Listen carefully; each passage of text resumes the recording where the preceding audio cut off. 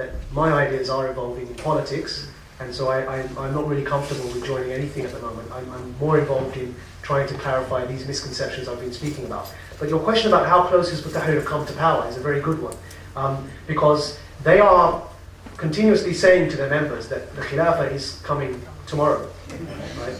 And the members have been working along this assumption for a long time.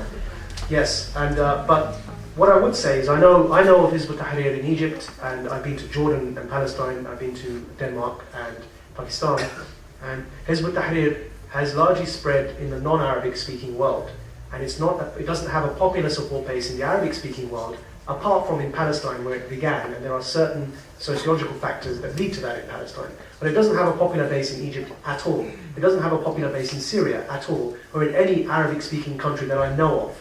My knowledge is limited, but I have been to a lot of countries on behalf of Hizb ut-Tahrir and as a visitor. So it doesn't have a popular base except in non-Arabic speaking countries. And the reason I believe for that is that it's a lot easier to peddle an ideology to those who don't have access to original Islamic sources, and to convince them of these ideas, and to basically allow them to remain in their ignorance that Islam is an ideology, because they don't speak Arabic, they can't access the original Arabic sources and the medieval references. So that's, as far as that's concerned, they don't really have a popular support base in the Arabic speaking world. However, they have in 69, in 68, in 71 and 72 attempted military coups in Jordan, Syria and Iraq. In 91 they attempted a military coup in Tunisia. And in Pakistan, whilst I was in prison, those members who I personally know who went out there, some of them managed to infiltrate the military. And Musharraf discovered their plot for a military coup in Pakistan and detained and tortured a lot of these members. One of them is back in the UK.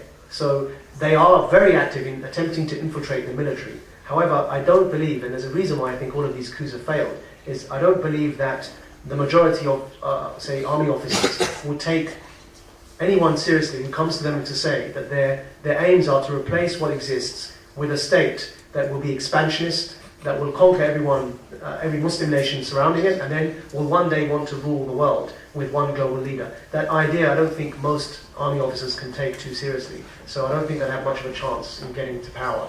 Their danger is more so not in getting to power, but in a way in which communities are polarized with this ideology. You could call it once were Islamist party. Okay. Any more questions? Yes, the lady in the middle. Yes. Well, I knew that from English. I became a Muslim 7 years ago only.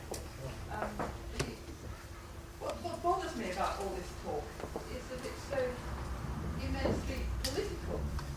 I was hoping for some kind of spiritual thing that you might be going to say as a consequence of what you've learned, and that might point a direction towards something different from your previous experience. I don't know whether you have anything to suggest, but the only thing that I have to suggest is what often bothers me when I hear Islamists, people who I think are Islamists talking, is that they seem to say far too much, they use far too much the word kufr, and they make a distinction between, us and them, which may be what is fundamentally dangerous. In my own thinking, I find it much more healthy spiritually to focus on the idea of shirk, which is something that I can be guilty of myself, rather than on kufr, which, as a Muslim, you can't be saying, I'm one of those. It's got to be someone else's. You see what I mean? And have you anything else to suggest? I think spiritually, thank you. I think spiritually, I don't really prop myself up at the moment as a spiritual guide. What I'm trying to do is just at least separate what I used to propagate, which is Islam is an ideology, separate the politics from Islam, and to give a message to Muslims that whatever politics you choose to adopt, don't adopt them in the name of Islam. And the purpose of that is to safeguard Islam so it's kept clean and pure from the politics and the damaging influence of mixing up with politics that occur to it, as we see with terrorism quite clearly. And I think then, after that point, I think the best thing to do is seek spiritual guidance from those who are qualified to give it. And I am in need of that myself, so I can't really provide that. Okay, question up front.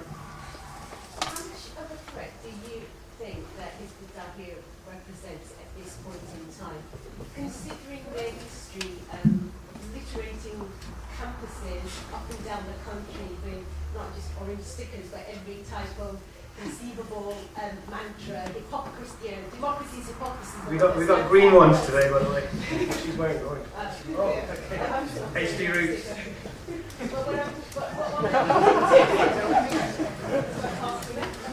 What I'm alluding to is that they've obviously got some kind of PR campaign going on, whereas a little bit more slick than it used to be back in my day, where it's all about, we are non-violent, we engage in an intellectual forum, we discuss issues of relevance to people in Britain and elsewhere, and it's sort of, I know, a smoke screen for what is really going on there, because the type of person that becomes attracted to that type of group, you could say rebellious in nature, looking for that type of identity, which, perhaps attracted you to it in the first place.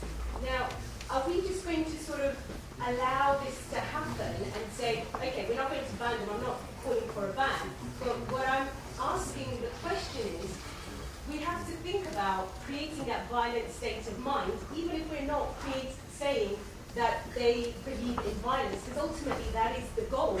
You get the state and then you become violent. So that state of mind that is being generated through these discussions isn't particularly conducive to being a British Muslim or being part of this society. So how do you counteract that if you were to say ban it? I think there's 2 points to that, to counteract that. And one is you spoke about the PR campaign. And what I'm involved in is to put out to the media exactly what I used to believe in, what I propagated, and what Hizb ut-Tahrir still do believe in. So when they talk about how they're opposed to dictatorships in the Middle East and they call for representative government, which I was involved in training their members to say this, what I'm now saying to the media is actually no, the problem isn't with dictatorships. And that's for 2 reasons. One, they are also opposed to representative governments in the Middle East, such as the Turkish government. And they will replace dictatorial governments and representative governments with a caliph who will remain in office until death. And so their problem isn't with dictatorships. They have a problem with any regime that is not ruled by Islamism, their definition and their ideas of what an Islamic state is. And so it's about putting that message out there to separate between the savvy PR campaign and what the true ideas are. So as an example, they talk about their state, which will give equal rights to all and everything. So I put out in the media that, well, they actually believe in killing the apostate, even if it numbers millions. So it's about putting out these ideas, referenced from their books, to demonstrate that this PR campaign is nothing but that, a PR campaign.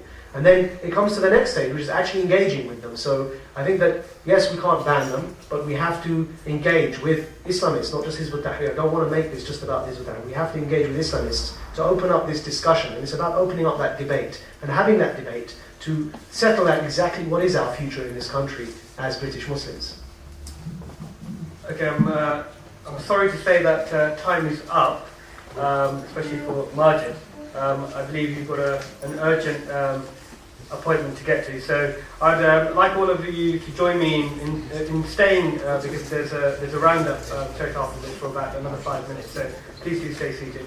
But first of all, could you just join me in thanking Maajid for sharing his views?